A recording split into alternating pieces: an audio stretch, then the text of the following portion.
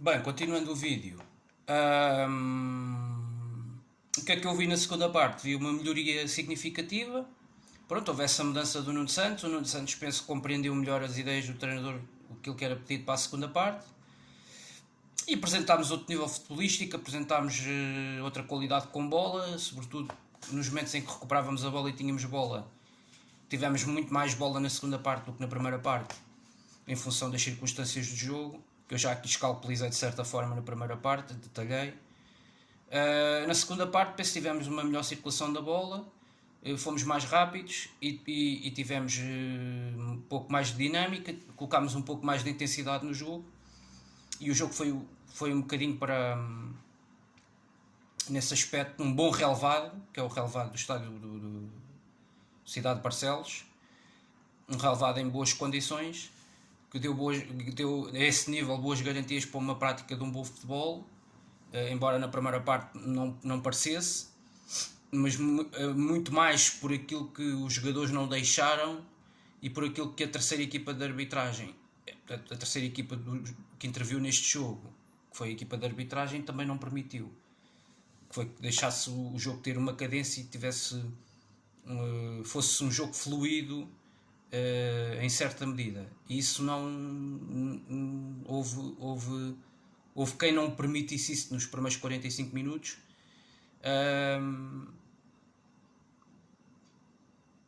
E os jogadores dificultaram muito também o trabalho do árbitro, houve muita intervenção do VAR, houve muitos minutos que se perderam e o jogo claramente não teve cadência. Na segunda parte, tudo isso foi completamente diferente. As equipas preocuparam-se mais com o jogo nas quatro linhas.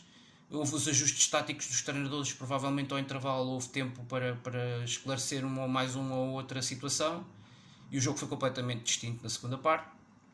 E foi mais para o lado, pendeu mais para aquilo que o Sporting pretendia. O Sporting aí sentiu-se mais nas suas sete quintas. O primeiro golo é um erro na primeira fase de construção, numa saída de jogo do Gil Vicente, uma má ligação entre os centrais e os laterais, a linha defensiva claramente a errar. Para mim o ponto mais negativo deste Gil Vicente é o seu processo defensivo e é os seus quatro defesas, do meu ponto de vista, que é a grande lacuna desta equipa, porque do meio campo à frente parece-me que é uma equipa bastante competitiva e que tem bastante qualidade no seu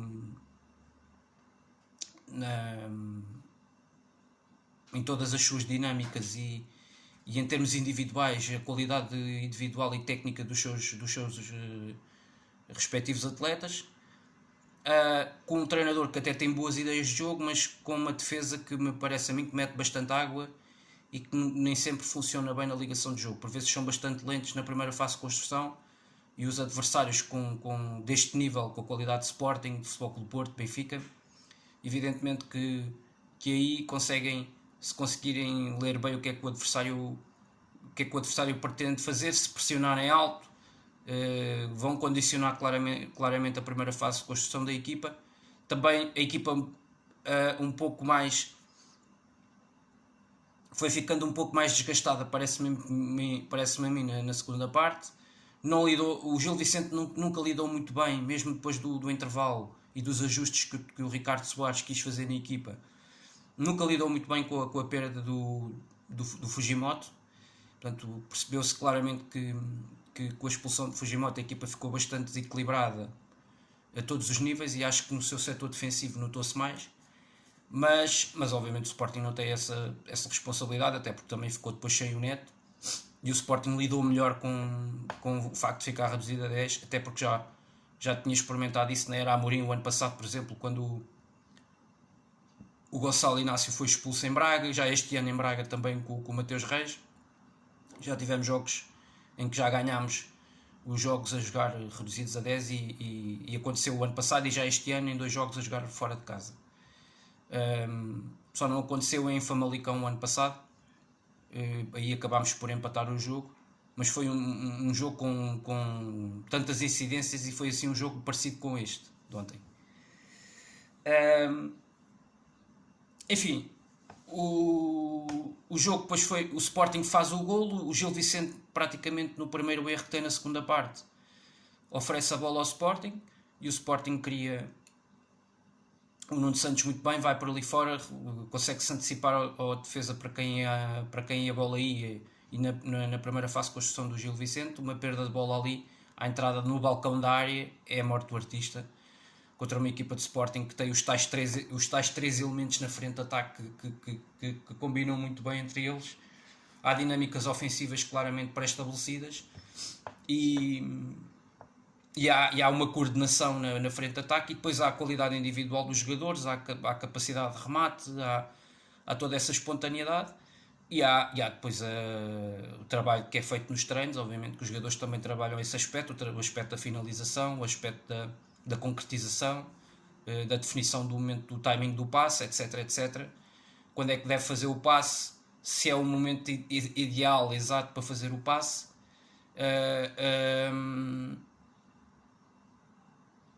E o Nuno Santos ali tentou o remate colocado ao ângulo superior da baliza do Gil, mas a bola nem ia naquela direção, acaba por resvalar nas pernas de um jogador e a partir daí o Sporting está em vantagem.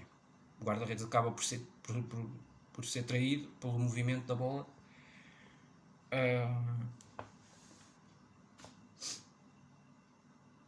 E acontece o golo. O Benfica, por exemplo, eu lembro-me que em Barcelos teve o primeiro golo do Benfica aos 85 minutos que desbloqueia o jogo. Também é assim um golo em que é um remate do Darwin que a bola desvia em alguém e acaba por trair o guarda-redes. E é assim que o Benfica chegou a 1-0. Eu lembro, foi logo no início do campeonato esse jogo em Barcelos. A bola não estava a entrar de outra forma e o Benfica também já tinha desperdiçado uma data de situações e foi assim que o primeiro golo do Benfica surgiu. Sendo que o nosso foi uma recuperação de bola na primeira fase de construção do Gil Vicente, defensiva, em que nós fizemos uma pressão alta. Nós alterámos muita coisa no início da segunda parte. Na primeira parte nós nunca soubemos fazer bem a linha da pressão alta, ajustar bem em função da circulação de bola do Gil Vicente na sua primeira fase de construção. Nós ajustámos, isso foi um dos aspectos que melhorámos significativamente na segunda parte, a pressão alta melhor coordenada, as coisas feitas com melhor definição e eu penso que isso nos valeu muito na segunda parte. Depois o jogo entrou naquilo que esta equipa gosta mais, que é onde se sente mais tranquila e mais à vontade, que é em vantagem no marcador. Em vantagem no marcador, em vantagem no jogo. Já se sabe que depois há a tal consistência defensiva que a equipa gosta de privilegiar sempre. Houve o ajuste tático do Amorim depois da expulsão do Neto. Havia que recuperar essa dinâmica defensiva da equipa com a linha dos três. Houve o tal ajuste tático em termos das peças, da colocação das peças no campo e voltámos a puxar o Mateus Reis basicamente do corredor para zonas interiores, mais para próximo do Coates, e o Nuno Santos encarregou-se basicamente de fazer todo o corredor esquerdo. Houve essa simples mudança no aspecto tático do jogo e eu penso que isso equilibrou claramente muito mais a equipa. Porque apesar de tudo o Sarabia é muito mais ofensivo, mas também não é um jogador que particularmente goste muito de tarefas defensivas. Mas que depois, obviamente, ofensivamente, quando a bola chega ao meio campo adversário, é um jogador que tem um outro esclarecimento com bola, enquanto que o Nuno Santos é capaz de fazer mais o corredor todo, mas desgasta-se mais no jogo. O Sarabia, para ter Sarabia em campo, é muito melhor ter o equilíbrio que é dado pelo Mateus Reis atrás. Um bocadinho como jogámos os últimos jogos na Champions, jogámos assim. E a equipa fica mais equilibrada, mas na frente de ataque tem um jogador que dá outras coisas diferentes do Nuno Santos, quer no pensamento do jogo, quer na definição do passe, quer na definição na qualidade técnica com bola, na circulação. Sarabia dá outras coisas, mesmo a jogar mais por fora ou mais por dentro. E a equipa não deixa de ter um lateral que suba, mas sobe muito menos vezes e com menos pulmão o Mateus Reis do que o Nuno Santos. Mas o Mateus Reis voltou a estar a um excelente nível, sobretudo na segunda parte. Eu acho que até ali, ainda antes da expulsão do Neto, o Mateus Reis na primeira parte até teve um pouco mais fora dela. Teve um lance patético quando houve ali a expulsão, que foi logo ao início do jogo, que ele foi à queima com o Murilo e perdeu ali uma bola junto à linha lateral. O tempo de intervenção, e foi ultrapassado com muita facilidade pelo Murilo e ele entrou com muita facilidade na área. E isso é um lance que, a meu ver, espelhou um pouco o desnorte do Mateus Reis na primeira parte. E uma primeira parte mais intranquila, que eu também senti no Coates, por exemplo, e sobretudo depois da expulsão do Neto. Tirando isso, factualmente, o Gil Vicente também, obviamente que ofensivamente tem bons jogadores. É preciso dizer, o Fran Navarro é um jogador que dá uma mobilidade na frente tremenda. Depois tem o Samuel Lino, também está a atravessar um excelente momento. O Murilo também é um bom jogador que o Gil juntou esta temporada à sua frente de ataque, ao seu naipe de soluções ofensivas. E depois há também um Pedrinho, que é sempre um jogador bastante constante, um jogador bastante consistente. Já o tinha provado ao serviço do Passos Ferreira, um jogador que eu já admirava no Passos Ferreira, que é um jogador também bom ali para as bolas paradas, etc. E portanto o Gil também, obviamente, que fez com que a defesa do Sporting também ficasse mais intranquila em certos momentos de jogo, porque é uma equipa que tem qualidade ofensiva. Portanto, os jogadores têm qualidade técnica, qualidade com bola, os jogadores sabem o que fazer com bola. Já tinham criado dificuldades ao Benfica e ao Porto nesta primeira volta, e precisamente em Barcelos. Portanto, criaram muitas dificuldades, porque realmente têm boa equipa do meio campo à frente, do meu ponto de vista, porque na defesa aquilo é de susto, e erram com muita facilidade. E na segunda parte, com a tal pressão alta do Sporting bem feita, e depois com a entrada do Bragança, que também deu ali outra dinâmica no meio campo, o Sporting voltou a ganhar outra bola em pressão alta a meio do meio campo deles, outra perda de bola, com o defesa do lado esquerdo a querer meter a bola no defesa do lado direito, mas o processo, isto a sair de uma forma muito lenta. Deu um contra-ataque ao Sporting e podia ter dado ali mais um golo. Portanto, com facilidade o Sporting recuperava bolas dessas na segunda parte, com o tal bastante fazer aquele processo da pressão alta, recuperava a bola em zonas muito subidas, e quase sempre a equipa do Gil Vicente ficava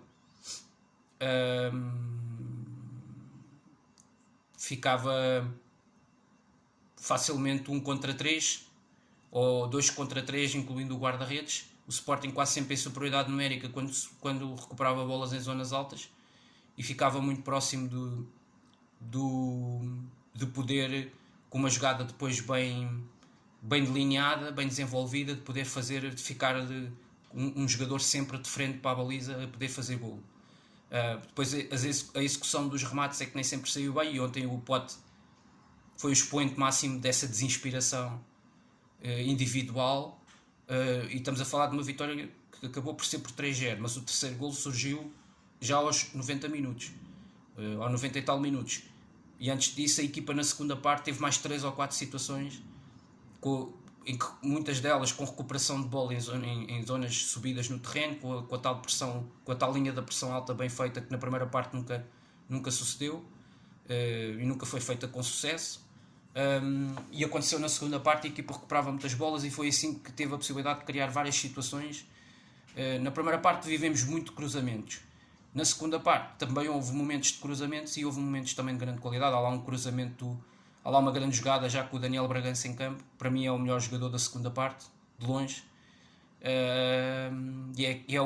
foi a melhor substituição no lado da equipa do Sporting, porque não é só o golo, é tudo aquilo que ele fez enquanto esteve em campo, a dinâmica diferente que trouxe na zona do meio campo, a tal magia, a tal criatividade, a tal imprevisibilidade que um jogador destes, com a qualidade técnica que ele tem e que é indiscutível, é mais um miúdo da formação do Sporting de grande qualidade, é mais um produto da nossa formação e que deve ser valorizado. Não é à toa que esteve a disputar e pertenceu a esta geração que chegou à final do último europeu disputado este ano na categoria do Sub-21 com o Rui Jorge. E era um indiscutível porque o Rui Jorge também percebeu o que nós percebemos agora e o que percebemos sempre é que Daniel Bragança tem uma qualidade técnica claramente que se evidencia no meio campo. Por isso é que até chegou a haver a discussão se no Estádio da Luz contra o Benfica jogava ele ou o Ugarte na ausência do Palhinha. É um jogador realmente que transforma completamente o meio campo. É um jogador que tem uma qualidade técnica com bola, na minha opinião, eu já disse aqui várias vezes em rescaldos, com poucas opções no meio campo do Sporting, deste plantel. É um jogador completamente diferenciado com bola. A maior dificuldade do Daniel Bragança é sem bola. E por isso é que ele se calhar não é tantas vezes opção inicial, a opção de primeiro, porque depois falta-lhe um pouco mais de intensidade nos duelos, e o Amorim quer muito isso na sua equipa, na zona do meio campo. A equipa ganha muitas vezes os duelos físicos, os duelos mano a mano, e isso aí, nessas características do jogo, melhores claramente são as outras três peças do meio campo, não é? Mesmo o Ugarte, Palhinha e o próprio Mateus Nunes. Nesses tais duelos aéreos, nas tais bolas altas, nas tais bolas mano a mano disputadas ali no meio campo, na recuperação da bola, no momento da recuperação e do corte, não é? No momento do desarme. E o Daniel Bragança claramente não é o jogador com as melhores características, mas depois compensa na qualidade técnica, na capacidade que tem de ter a bola controlada nos seus pés. No capítulo do passe é um jogador absolutamente genial, e ao pouco consegue trazer essa magia nestas opções do meio campo da equipa. Depois faz lá uma jogada muito boa, tem lá duas jogadas pela esquerda, que ele entra dentro da área, uma faz um passo para trás para o Pedro Gonçalves, que a bola mete a bola de tal maneira que ela vai direitinha para o pote e passa por três jogadores do Gil, sem eles conseguirem tocar na bola, porque a bola é executada com muita qualidade. Depois o pote falha, mete a bola para dentro e falha de forma escandalosa, obriga o guarda-redes a uma boa defesa, mas é uma falha incrível do pote no interior da área, depois de um grande trabalho do Bragança. E a outra depois é mais uma jogada que ele desenvolve pela esquerda, em velocidade, em condução de bola, com grande qualidade, e depois dentro da área espera pelo timing ideal, obriga os jogadores do Gil a estarem ali na expectativa e mete uma espécie de uma mini chapelada por cima do jogador do Gil. E depois dá outra vez aquela combinação com o pote, que ele faz um cabrito dentro da área ao defesa e tenta um remate acrobático, acaba por aí ser a defesa mais fácil do guarda-redes, um remate do pote no jogo. Mas foram, como eu já disse, variedíssimas situações. Na segunda parte lembro-me assim de repente 4 ou 5 lances em que com facilidade do Sporting e com mais inspiração dos seus homens da frente, sobretudo o Pote e o Paulinho, o resultado foi 3-0, poderia ter sido mais expressivo ainda. Mas também já referi aqui ontem, o Gil também teve as suas situações, 2, 3 situações que eu me lembro ao longo do jogo todo, porque é uma equipa que gosta do processo ofensivo, que privilegia também isso, que mesmo a jogar contra um grande não deixa de ter a sua identidade de jogo. E tem, como eu já disse aqui, boas referências na frente de ataque. Tem um dos melhores marcadores desta liga, que é o espanhol, o Fran Navarro, que é um jogador que tem muita assertividade. Ontem quase que nunca apareceu no jogo, essa é que é a realidade. Quase que nunca vimos ontem um remate perigoso verdadeiramente do Fran Navarro no jogo todo. Isso também teve a ver com o mérito defensivo da equipa de Sporting, sobretudo depois na segunda parte, quando passou a haver jogo verdadeiramente.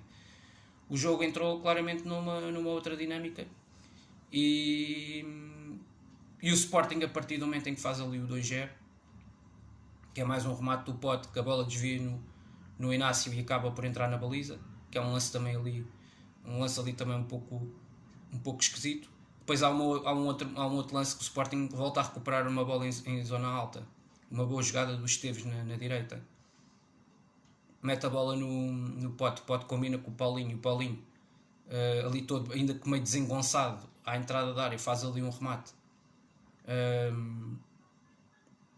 poderia ter sido um lance de verdadeiro perigo à entrada da área, faz um remate completamente desconchavado para fora ao lado, a passar ao lado da baliza, nem sequer consegue rematar enquadrado à baliza, quando ali tinha tudo para conseguir fazer. E eu lembrei-me logo que ali naquela zona, se fosse o Tabata, provavelmente iríamos criar muito mais perigo, ou até eu já vi grandes golos do Tabata dali. E pronto, eu acho que foi um pouco isto. A vitória acaba por ser justa, segunda parte muito superior da nossa equipa, colocámos muitíssima mais intensidade no jogo, as dinâmicas saíram de outra forma. Volto a repetir e a frisar um ponto que foi muito importante na minha opinião na segunda parte, foi a linha da pressão alta, muito melhor definida. Reduzimos mais os espaços ao Gil, porque eu acho que os nossos comportamentos defensivos, tirando a questão da expulsão do Neto, que foi patética, de resto eu acho que não há nada a apontar defensivamente à nossa equipa. O Gil Vicente criou situações, porque o Gil Vicente também tem muita qualidade, e eu já disse que tem jogadores tem jogadores de muito bom nível, e que já se sabia que iam nos criar também essas dificuldades, ainda por cima a jogarem em casa. E portanto isso parece-me que é normal, não teve a ver propriamente com comportamentos defensivos nossos propriamente erráticos ou muito maus. O adversário não nos obrigou propriamente a criarmos a nós mesmos muitas dificuldades defensivas, não nos obrigou a errar assim tanto. Mesmo na primeira fase de construção, naquela primeira parte mais fraca, no geral, nós também nem sempre nem sempre fomos esclarecidos, mas sabíamos sair a jogar e tínhamos qualidade. E pronto, no final acaba por ser uma vitória justa, claro, num jogo que à partida era difícil, uma jornada difícil, mas onde eu previa que os três grandes provavelmente iriam ganhar. Vamos ver os nossos rivais hoje. Eu continuo a achar que provavelmente vão ganhar o Porto em Vizela e o Benfica na Luz com o Marítimo. E a próxima jornada da Liga, que vem a seguir, que é a 16ª jornada, reserva-nos um clássico no Dragão, entre o Futebol Clube Porto e Benfica. E esse jogo, sim, pode mexer claramente com as contas. Alguém vai perder pontos, se não forem as duas equipas a perdê-los. E o Sporting joga em casa com o Portimonense e tem aqui uma oportunidade boa para, quiçá, poder até partir para a segunda volta em vantagem no campeonato em termos pontuais e na primeira posição. Veremos. O Porto joga hoje em Vizela, mas depois tem a recepção ao Benfica, portanto o Porto ainda tem, e no final da primeira volta o Porto vai deslocar-se ao Estoril, não é? Naquela jornada em que nós vamos aos Açores, eles vão ao Estoril. Por isso é uma ponta final de primeira volta que eu volto a dizer, acho que é muito mais difícil para o Porto do que para o Sporting, e desde logo porque tem esse clássico com o Benfica no Dragão. E acho que podemos sinceramente aproveitar esse fator, e podemos entrar em 2022, quem sabe, na primeira posição do campeonato de forma isolada. Veremos. De qualquer maneira, o campeonato ainda vai ser muito disputado, mas temos aqui uma hipótese muito boa de temos aqui a 10ª vitória consecutiva da partida aqui, e portanto podermos tranquilamente ir gerindo. Nós não sabemos onde é que vamos perder pontos no próximo jogo, num próximo jogo qualquer, porque isto, por vezes, o campeonato é imprevisível e perdem-se pontos contra as equipas mais inimagináveis, não é? Às vezes é um adversário fora que fecha muito bem linhas, faz um jogo quase perfeito, e nós, ao nível da concretização, não tivemos tão bem, ou como alguns jogos não temos estado, ou acontece como aconteceu, fomos completamente bloqueados em Famalicão na primeira volta, logo no início do campeonato. Pode-nos acontecer um jogo desse e perdemos pontos, ou com uma arbitragem menos positiva. Portanto, eu acho que por vários desses inúmeros aspectos que existem, nós neste campeonato podemos voltar a escorregar num outro jogo e podemos perder pontos. Não estamos livres disso, e portanto agora temos é que manter estes níveis de concentração e de competitividade, e vamos ter sempre que, para sermos campeões, temos que ganhar mais jogos do que aqueles em que perdemos pontos, e Eu digo isto de perder pontos porque nós raramente perdemos jogos no campeonato. Sim, não é? Nós com o Ruben Amorim, desde que ele chegou em março de 2020, ainda na época 19-20, se não me falha a memória, perdemos 3 jogos na Liga até agora. Portanto, e é sempre com os rivais diretos, com as outras equipas da Liga, com o Amorim ainda não perdemos qualquer jogo. E portanto, acho que isso espalha bem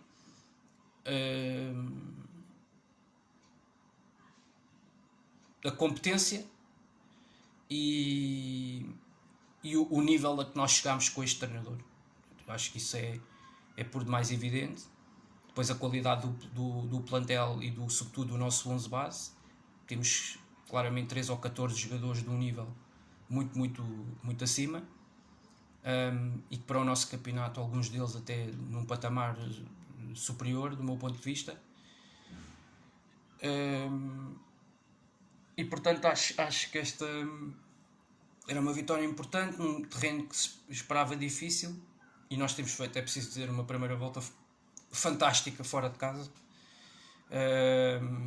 Conseguimos ontem a 6ª vitória, e metade delas em terrenos extremamente difíceis, onde temos sempre uma dificuldade tremenda. 3-0 em Barcelos, 3-1 na Luz e 2-1 em Braga. Terrenos onde temos extremas dificuldades, e basta ir ver o histórico, consultar o histórico das últimas temporadas. Por exemplo, na época 19-20, nestes 3 campos onde já ganhámos na primeira volta este ano, na época 19-20 perdemos nos 3. Perdemos em Braga, perdemos em Barcelos e perdemos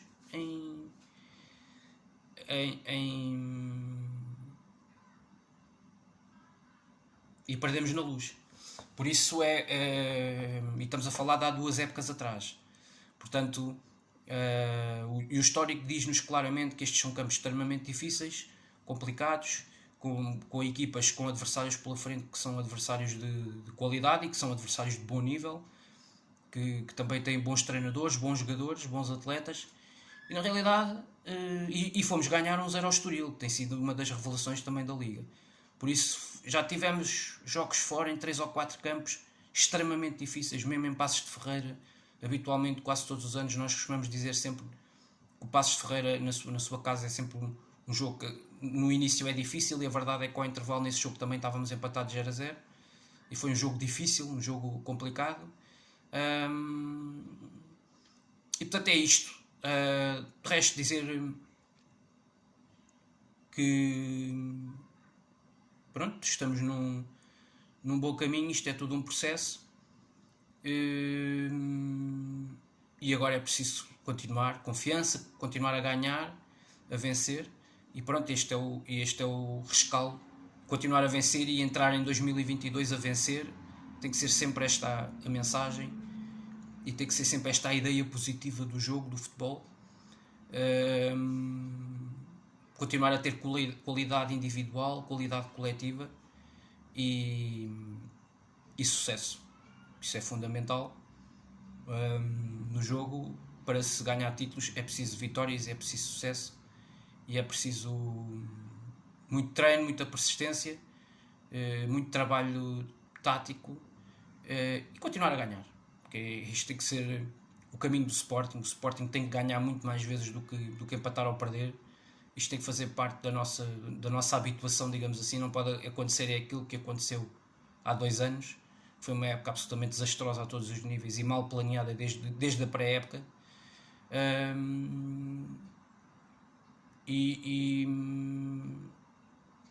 O que tem que acontecer sempre e com regularidade é aquilo que temos feito nestes últimos 2 anos, neste último ano e meio. Temos tido Ruben Amorim, uma boa escolha dos atletas para este projeto, para esta ideia de jogo e para esta forma como gostamos de jogar, com cada profissional nesta estrutura a tomar as melhores,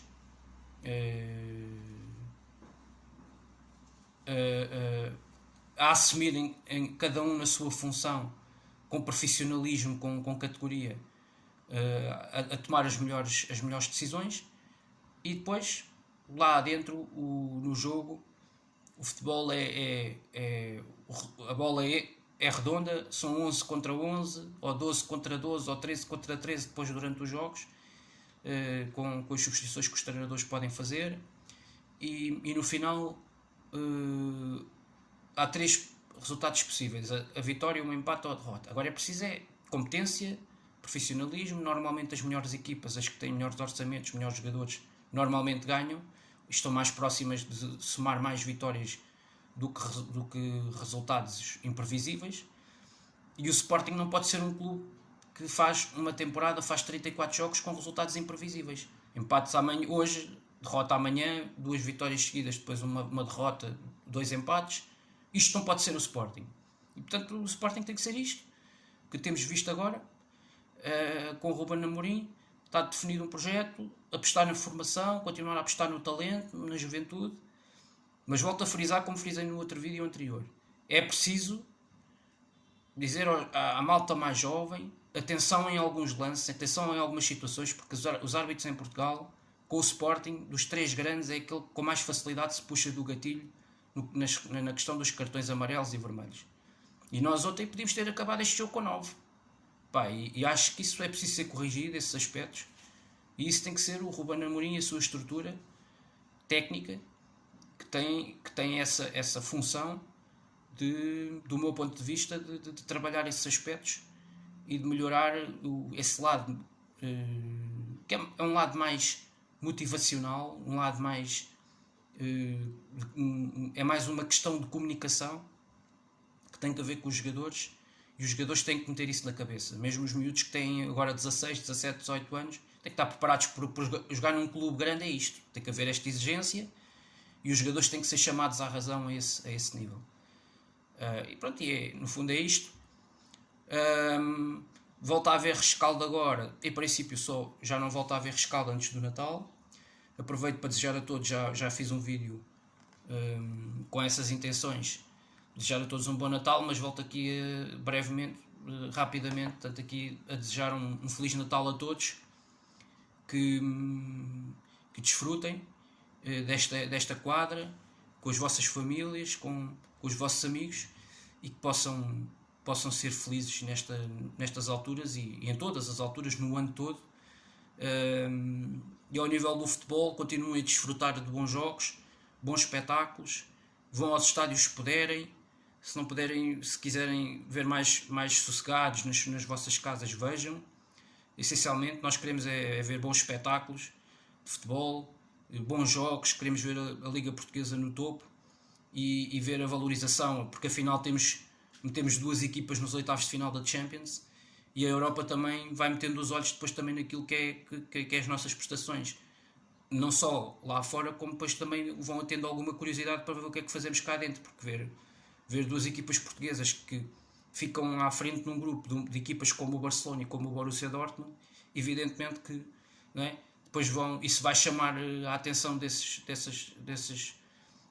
fãs do futebol espalhados um pouco por todo o mundo, que não veem apenas os seus clubes com palas, vão colocando a vista nos clubes portugueses que estão na Champions League e que vão disputando as competições. E portanto é muito importante que nós também possamos dar essa imagem lá para fora, de que cá dentro também há bons espetáculos, há boas equipas e há bons treinadores e há muita qualidade. E o nosso futebol tem aquilo que aconteceu ontem na primeira parte em Barcelos não vai chamar a atenção de ninguém. Portanto, ontem jogou o campeão nacional em Barcelos, aquela primeira parte não chama a atenção de ninguém. E portanto aquilo é o que não pode acontecer, que